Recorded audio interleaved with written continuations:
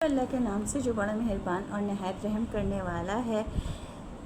اللہ تعالیٰ قرآن پاک کی سورہ ال عمران میں فرماتے ہیں، اے ایمان والو، دل میں اللہ کا خوف ویسا رکھو جیسا خوف اس کا حق ہے، اور خبردار تمہیں کسی اور حالت میں موت نہ آئے بلکہ اس حالت میں آئے کہ تم مسلمان ہو۔ السلام علیکم، میں miss Samina Javed educational classes for all سے اپنے سلسلے واٹس دا بک سے میں آج کی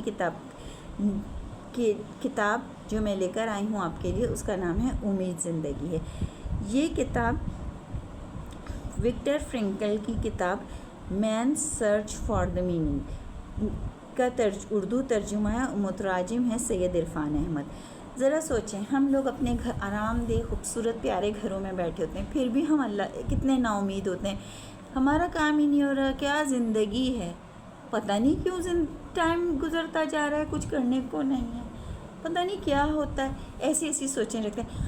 آپ کبھی اس شخص کے بارے میں سوچیں جو کہ ایک تنگ و تاریک کوٹری میں انسانی مردہ گلے سڑے اجسام کے ساتھ بیٹھا ہے، پھر بھی وہ امید نہیں ہارتا۔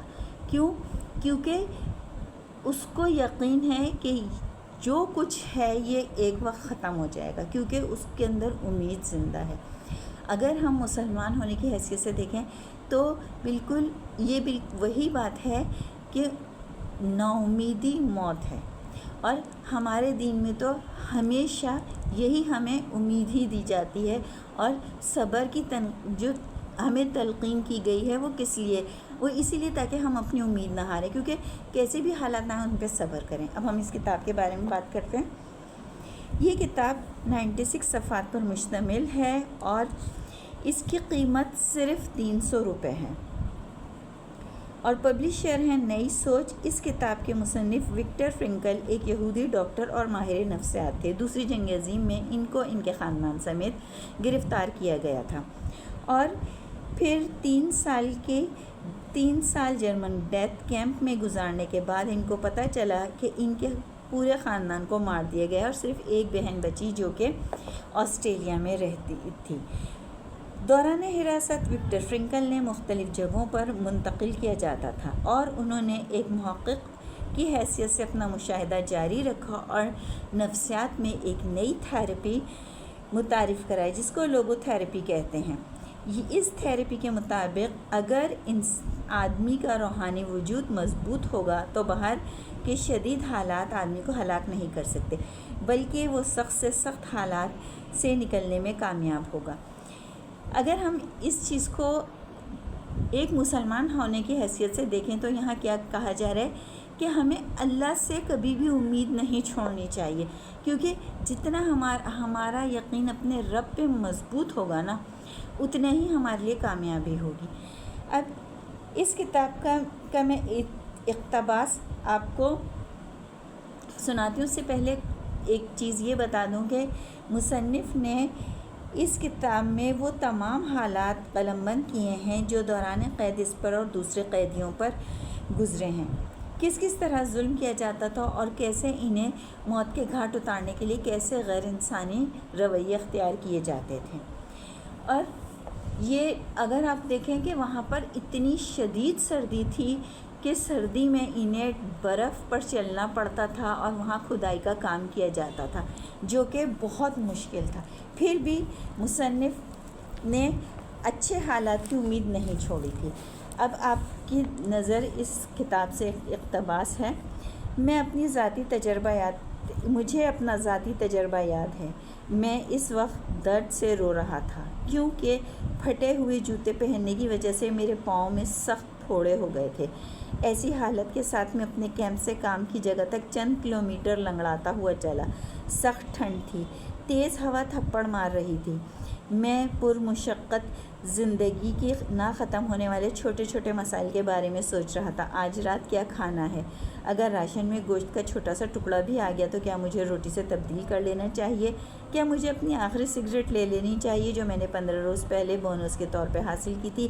مجھے تار کا چھوٹا سا ٹکڑا کیسے مل سکتا ہے تاکہ میں اسے اپنے جوتے کے تسمے کے طور پہ استعمال کر سکوں؟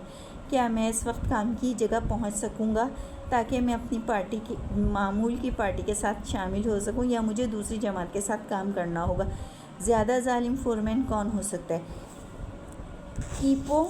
کے ساتھ اچھے تعلقات بنانے میں کیا کر سکتا ہوں؟ مجھے تکلیف دہ مارچ کی جگہ اپنے کیمپ میں کام کرنے کی اجازت دے دے۔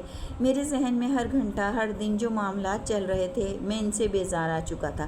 حالانکہ یہ سب معمولی چیزیں تھیں، میں اپنی زندگی کو دوسروں طرف لگانے کے میں اپنے خیالات کو دوسری طرف لگانے کی کوشش کر رہا تھا۔ اچانک میں نے خود کو ایک روشن، گرم اور خوشگوار لیکچر روم میں کھڑے ہوئے دیکھا۔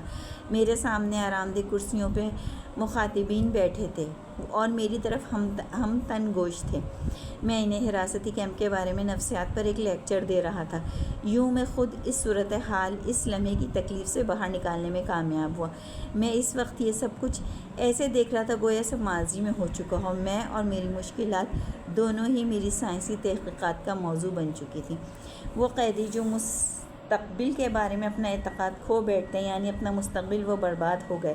مستقبل پہ یقین کھونے سے ان کے روحانی گرفت بھی کمزور پڑ چکی تھی۔ انہوں نے خود کو زوال پذیر ہونے دیا اور اپنے ذہنی اور جسمانی زوال کا ہدف بن گئے۔ عموماً یہ سب ایک بحران کی صورت میں اچانک ہوتا ہے۔ اس کی علامت بھی کیمپ کے قیدیوں میں یکساں تھی۔ ہم سب اس لمحے سے ڈرتے تھے، اس لیے نہیں کہ اپنے دوستوں کے لیے کہ کب ان کے لیے سب کچھ فضول ہو جائے گا۔ عام طور پہ اس کا آغاز اس طرح ہوتا کہ قیدی صبح کپڑے پہننے اور غسل کرنے سے انکاری ہو جاتا اور مارچ کے لیے باہر نہ نکلتا۔ نہ کوئی گزارش، نہ زرد و کوب، نہ کوئی دھمکی، کچھ بھی اثر نہ کرتا اور وہاں لیٹا رہتا اور بے سود پڑا رہتا۔ اگر ذہنی بحران بیماری کے ساتھ آتا تو وہ بیماروں کے کمرے میں جانے اور کسی بھی قسم کی مدد لینے کے لیے بھی تیار نہ ہوتا۔ سادہ طور پر یہ کہیے کہ وہ ہمت ہار بیٹھتا، وہ اپنی جگہ پڑا رہتا اور کوئی بھی شے اسے یہاں سے ٹس سے مس نہ کر سکتی تھی۔ اس اقتباس سے آپ کو اندازہ تو ہو گیا ہوگا اس کتاب میں کیسے حالات بیان کیے گئے ہیں۔ بس آخر میں آپ سے یہ کہوں کہ اللہ میرے کہنے اور آپ کے سننے کو قبول فرمائے۔ اے اللہ، کوئی چیز آسان نہیں بجز اس کے جس کو تو آسان کر دے، اور تو چاہے تو سنگلاخ زمین کو نرم و ہموار کر دے۔ السلام علیکم۔